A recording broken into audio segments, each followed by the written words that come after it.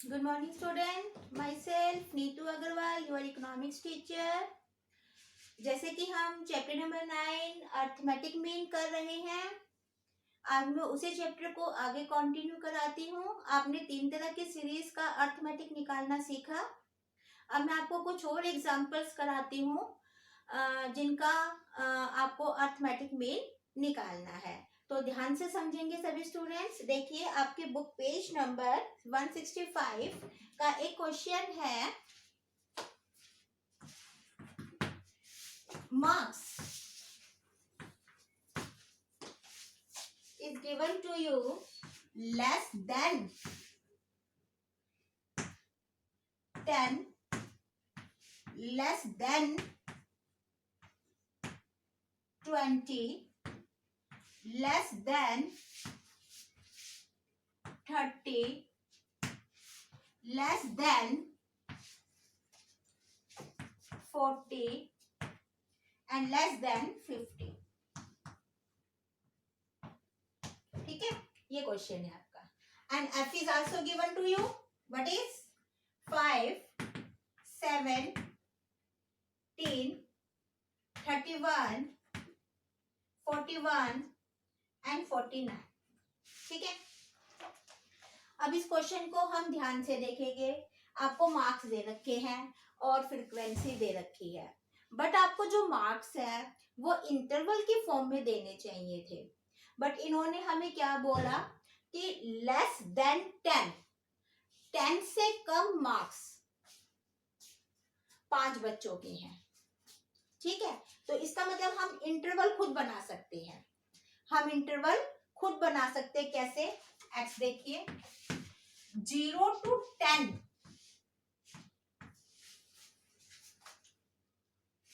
0 to 10 marks कितने students के हैं? 5 स्टूडेंट्स के हैं।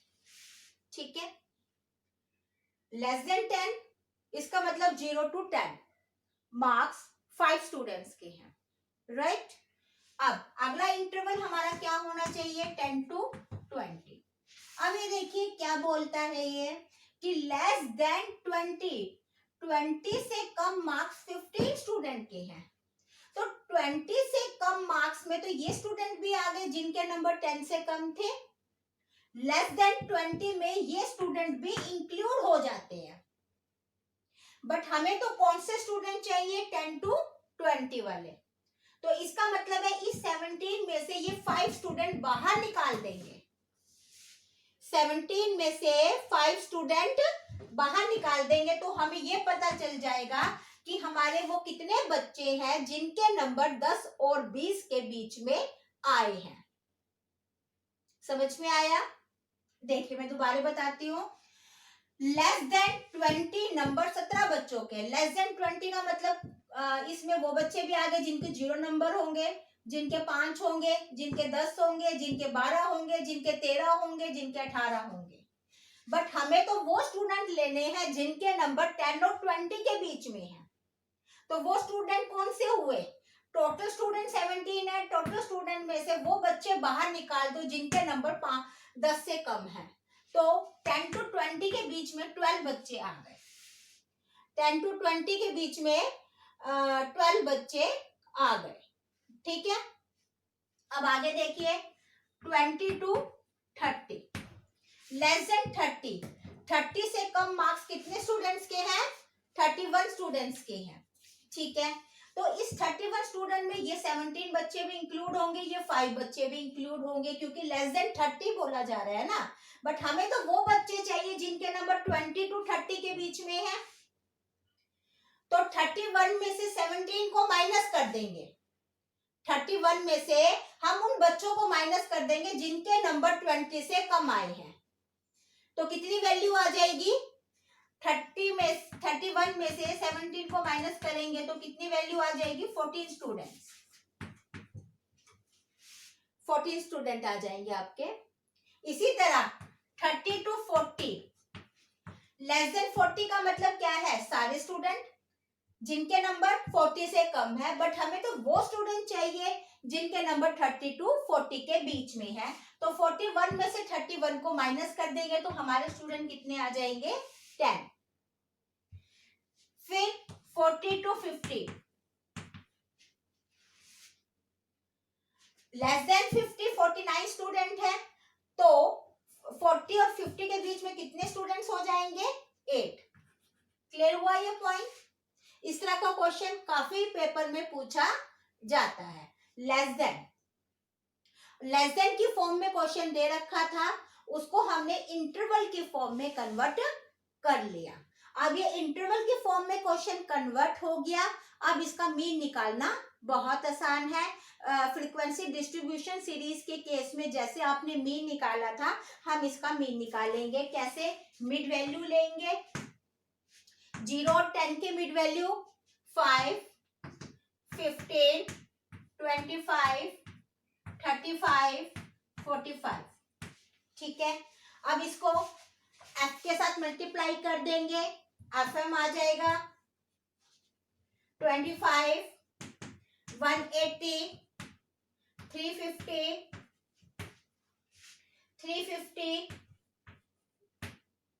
360।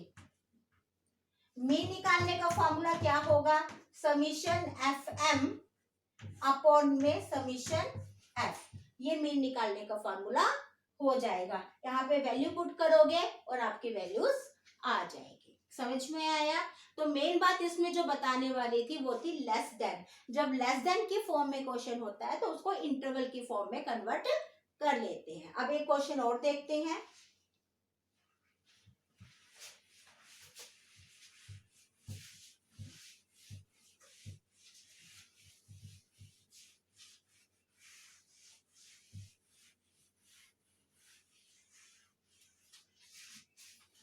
इसी का ही नेक्स्ट क्वेश्चन है। अब आपको जो मार्क्स दे रखे हैं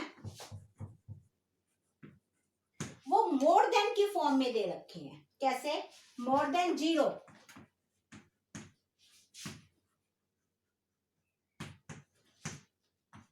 more than 2, more than 4, more than 6,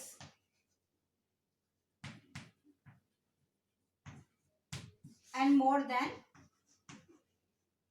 8, right? And frequency is given. The student who secured more than 0 are 30 students. More than 2, 28, 24, 18 and 10, right? अब देखिए, अब आपको क्वेश्चन दे रखा है मोर देन। अब इसको समझो, हमें इंटरवल्स बनाने हैं। ठीक है, हमें इंटरवल्स बनाने हैं। मोर देन 0, 0 से ज्यादा तो सारे बच्चे ही होंगे। 30 स्टूडेंट, इसका मतलब सारे बच्चे ही आ गए। बट हमें जो इंटरवल बनाना है वो 0 to 2 बनाना है। ठीक है, तो वो कितने बच्चे हैं जिनके नंबर 0 और 2 के बीच में आए हैं? अब ये देखिए, मोर देन 2, 2 से ज्यादा नंबर 28 बच्चों के हैं। तो 0 2 नंबर 0 और 2 के बीच में जो नंबर है वो कितने बच्चों के होंगे? 0 से ज्यादा 30 बच्चे हैं, 2 से ज्यादा 28 बच्चे हैं, तो 0 और 2 के बीच में तो 2 बच्चे रह गए, है ना? अब देखिए 2 to 4, 2 से ज्यादा नंबर 28 बच्चों के हैं, 4 से ज्यादा नंबर 24 बच्चों के हैं, तो 2 और 4 के बीच में कितने बच्चों के नंबर होंगे? 4।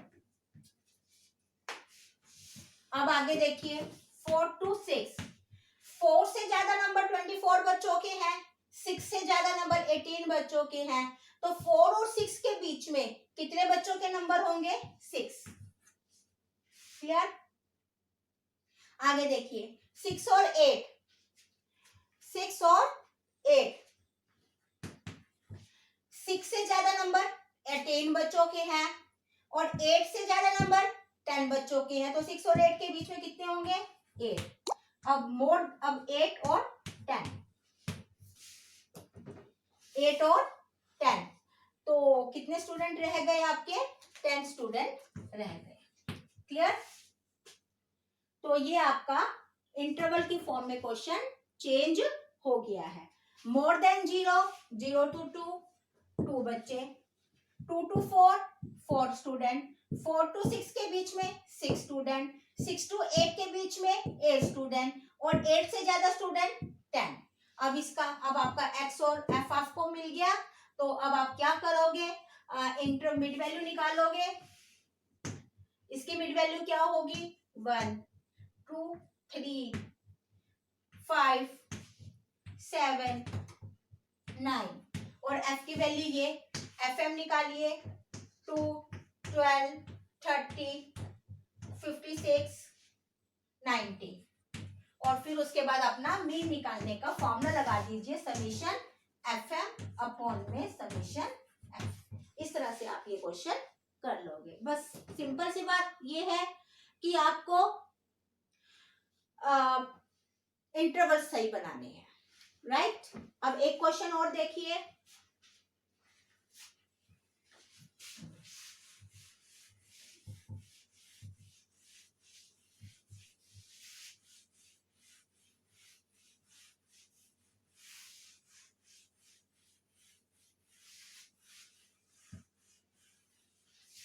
अब आपको क्या दे रखी है? मिड वैल्यूज दे रखी है। तो मिड वैल्यूज देख के घबराना नहीं है कि पता नहीं क्वेश्चन क्या आ गया। 5, 10, 15, 20, 25, 30, 35, 40, and mid value is given, and the value of f 5, 7, 9, 10, 8, 6, 3, 2। कोई प्रॉब्लम नहीं है, मिड वैल्यू दे रखी है तो मिड वैल्यू को यूज करके ही क्वेश्चन करेंगे, क्योंकि वैसे भी जब हमें इंटरवल दे रखे होते थे तो हम इंटरवल से मिड वैल्यू पे ही जाते थे। अब यहाँ डायरेक्टली बल्कि आपका एक स्टेप इन्होंने करके दे दिया। तो मिड वैल्यूज दे दी, एफ की वैल्यूज दे दी, आपको क्या निकालना है? अर्थमेटिक मीन निकालना है। तो आप क्या करोगे? एफ को एम के साथ मल्टीप्लाई कर दोगे। 25, 70, 59 135, 200, 25, 200, 180, 105, 80। इसका टोटल कर लीजिए, इसका टोटल आएगा 995, राइट? अब आप मीन का फॉर्मूला लगाएंगे, समीशन एफ एम अपॉन में समीशन एफ, और एफ का टोटल क्या आएगा? 50। एफ का टोटल 50। तो देखिए 995 अपॉन में 50 को डिवाइड कर दीजिए, आपके पास मीन की वैल्यू आ जाएगी। ये जब हम करेंगे, अगर हमें मिड वैल्यूज दे रखी है तो कोई प्रॉब्लम नहीं है, मिड वैल्यूज को ही यूज करके हम अपने अर्थमेटिक मीन की वैल्यू निकाल लेंगे। क्लियर? अब आगे देखिए।